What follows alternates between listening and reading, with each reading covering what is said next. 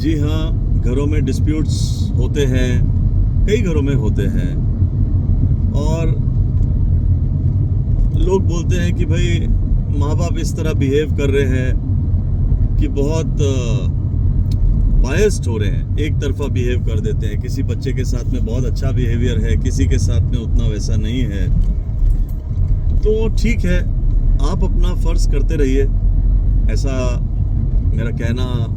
एक दोस्ती में मैं सजेशन दे सकता हूँ कि आपका जो फ़र्ज़ है वो आप अदा कीजिए। माँ बाप का जो है वो देखेंगे, जो भी कुछ है, क्योंकि हिसाब किताब एक एक का चल रहा है, सामूहिक हिसाब नहीं चल रहा। अपना जवाब हमें देना है, दूसरे को उसका जवाब देना है, what ever that may be. तो जब हमसे कोई पूछेगा कि भाई तुमने क्या किया तुम्हारे माँ बाप के लिए, उन्होंने क्या किया मेरे लिए, वो ठीक है, वो एक तरफा रहा। मेरे लिए, आपके लिए एक बात है, पर हमने क्या किया माँ बाप के लिए, जब ये सवाल आएगा तो मेरे पास जवाब होना चाहिए कि ये किया, जो कि कोई मेहरबानी नहीं है, वो हमारा फ़र्ज़ है। हम अगर हमारा अस्तित्व है तो वो माँ बाप के वजह से है। उन्होंने हमें पैदा किया, कष्ट उठाए, पाला पोसा, बड़ा किया, अपना पेट काट के हमें भी खिलाया। और तो ये चीज़ों का हम कर्ज जो है इसका कभी अदा नहीं कर सकते। कितने भी जन्म हो जाए, आप वो चीज़ को कभी आप इक्वल टू ज़ीरो नहीं हो सकता। तो ठीक है, आप अपना फ़र्ज़ कीजिए, माँ बाप को अपना छोड़ दीजिए। आप ये मत देखो एक बेटे को इतना दे दिया, मुझे इतना कम क्यों। सर्कमस्टांसेस भी दोस्तों कभी कभी ऐसे हो जाते हैं कि कहते हैं ना कि आदमी को करना पड़ता है। कहने का अर्थ ये है कि बच्चे को जहाँ टॉफ़ी दिखती है वो उस तरफ चले जाता है। उसको नहीं पता, उसको ये पता है भैया मुझे टॉफ़ी कौन दे रहा है तो मैं वहाँ चले जाऊँ। एक उम्र के बाद माँ बाप की भी कुछ परिस्थिति ऐसी हो जाती है कभी कि उनको शरीर काम नहीं कर रहा, बल कम हो गया, शक्ति नहीं रही, अब सोचने की उतनी क्षमता नहीं रही, अब फाइट करने का उतना ताकत नहीं रहा। तो वो सोचते हैं भाई माइट इज़ राइट, भाई ठीक है, अब कौन सही कौन गलत ये सब छोड़ो, हमें जीना है। गरम फुलके जो पका के दे रही है बहू वही सही है अब, क्योंकि अंततः उनको लगता है भाई अब क्या करें।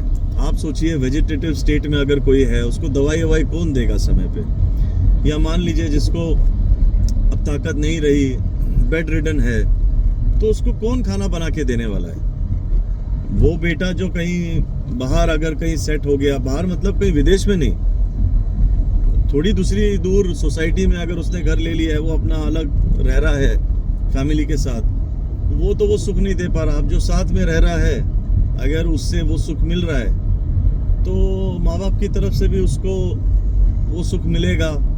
कुछ भी हो, भौतिक सुख हो या प्रॉपर्टी का सुख हो, पैसे का हो, कुछ भी हो, फिर वो भी सोचते हैं भाई जो हमारे साथ है, जो हमारी सेवा कर रहा है, जिसने की सेवा, अब उसी को मिले मेवा। तो आप ये चीज़ समझ के चलिए। देखिए क्या है ना, धीरे धीरे जब जवानी से बुढ़ापे की तरफ हम जाते हैं, तब हमें धीरे धीरे एहसास होता है कि हाँ भाई ये बात भी सही है। अभी एहसास नहीं होगा, शरीर में ताकत है, बहस करने की बुद्धि है, जबान कैंची की तरह टटा टटा टटंग भाग जाएगी, सारी बात ठीक है।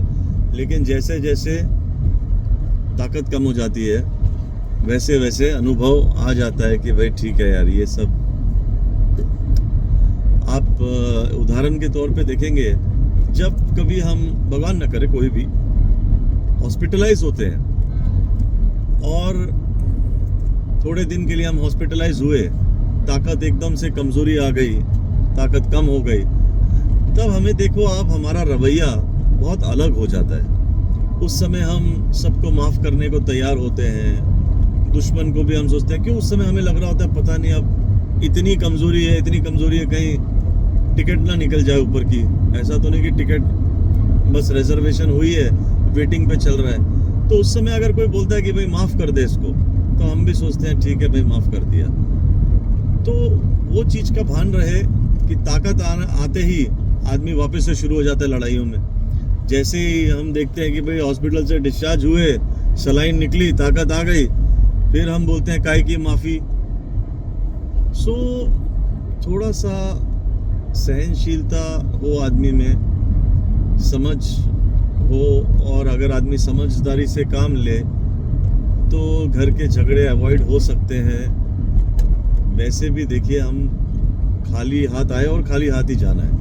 क्या लाए थे हम? जब पैदा हुए तो कुछ नहीं था, अंग पे वस्त्र भी नहीं थे, कपड़े भी नहीं थे। जाएंगे भी तो कुछ भी नहीं होने वाला। वो कहते हैं ना, एक सुई भी पार नहीं जाएगी। तो फिर जब ये सब पता होने के बावजूद भी अगर आदमी ये बोल रहा है कि नहीं भैया ये सुई धागा मुझे दे दो, ये मशीन मुझे दे दो, वो चीज़ मुझे दे दो, अरे वो सिर्फ कहते हैं ना कि पत्थर के घर वहाँ के वहाँ ही रहे, किराएदार बदलते रहे। किराएदार इन द सेंस ओनर हो, कोई भी हो, आदमी बदलते रहे, तो उससे क्या फ़र्क पड़ जाएगा। आज मैं मान लीजिए कोई एग्जाम्पल, मैं कोई चोपड़ा सरनेम समझो मेरा है, मैं चोपड़ा हूँ। कल मेरी बेटी ने शादी की किसी मैं कहता हूँ कोई शिंदे साहब करके हैं, शिंदे से की, तो वो वहाँ शिंदे के वहाँ पे प्रॉपर्टी निकल गई। मैं मर गया, वो प्रॉपर्टी वहाँ निकल गई। अब उन्होंने भी बाद में वो प्रॉपर्टी बेच दी, बोला भाई ये बेच देते हैं, हमको भी अभी ऐसा है वैसा है। अब मोहम्मद इस्माइल करके किसी को बेच दी, उसके निकल गई। पेपर ही बदली होते रहे, पेपर ही बदली होते रहे, पत्थर तो वहीं खड़ा है, घर तो वहाँ का वहीं है। तो ये पेपर पे बस मेरा नाम चढ़ जाए, इसके खातिर मैं मार डालूं, मैं ये कर दूं, मैं उसका सर तोड़ दूं, मैं कोर्ट कचहरी कर दूं, क्या मतलब बना। देखिए, कोर्ट कचहरी करने के लिए ऑलरेडी कितने करोड़ केस पेंडिंग है, और केस पेंडिंग, आदमी खप जाता है, मर जाता है, तो भी केस पेंडिंग ही चल रहा है। क्या करें, judiciary is overloaded with lots and lots of cases. So ultimately मैं ये नहीं बोल रहा भाई जुडिशरी को आप ओवरलोड नहीं करने के लिए अपना हक त्याग दीजिए या ऐसा कुछ, लेकिन घरों का मामला जहाँ आ जाता है छोड़ दीजिए। Blood is thicker than water, ultimately खून है, आदमी को थोड़ा सा समझदारी करके छोड़ दीजिए। भगवान ने देना होगा तो ये बात सुनिश्चित है, निश्चित है, जान लीजिए, देना होगा तो 100 रास्तों से आ जाएगा। इतना आएगा आप संभाल नहीं पाएंगे, इतना आ जाएगा, आप सच में बोल रहा हूं। देना अगर उन्होंने चाहा, तुम में काबिलियत है नहीं है, तुम कॉम्पिटेंट हो, टैलेंटेड हो, well spoken person, equipped person, कुछ फर्क नहीं पड़ेगा। गधे को भी घोड़ा बना सकते हैं, कुछ भी हो सकता है। और नहीं देना होगा तो आपके पास जितना पड़ा होगा वो भी छीन लिया जाएगा। क्या ही कर लोगे? कुछ नहीं कर सकते, क्या करोगे? तो इसलिए ये बात पक्की है, कर्म तो साथ में जाएंगे, उसके आधार पे सुनिश्चित होगा, निश्चित होगा अगला रूप, अगला योनि, अगला रंग, अगला ढंग, अगला शरीर, जो भी कुछ है कैसा मिलेगा, क्या होगा। थोड़ा सा समझ के चलिए दोस्तों। बहुत से केसेस ऐसे आते हैं, हम कभी भी ये नहीं चाहते कि आइए केस लगाइए, आइए केस लगाइए, आइए मुझे पैसे लाइए। पैसे आने होंगे 100 जगह से आ जाएंगे, नहीं आने होंगे उससे कोई बात नहीं है। खाने के लिए मिल रहा है, भोजन है, कपड़ा है, एक छत है, आप लोगों का प्यार है, बहुत हो गया जीने के लिए, बहुत हो गया। अरे भाई, प्यार भी मिल जाए उतना ही काफ़ी है। कई लोग तरसते हैं, क्योंकि प्यार मतलब क्या? प्यार मतलब ये कि उसके अंदर सब चीज़ें आ गई। मैं भूखा रहूँगा तो थोड़ी, आप अगर प्यार करते हैं तो भूखा रहने देंगे। तो प्यार मिल जाए, ये सब मिल जाए, बाकी जो प्रभु की इच्छा। इसी के साथ दोस्तों मिलते हैं अगले वीडियो में। मैं आपका दोस्त advocate Sushant PK Makku signing out for as for now. Take care, good bye.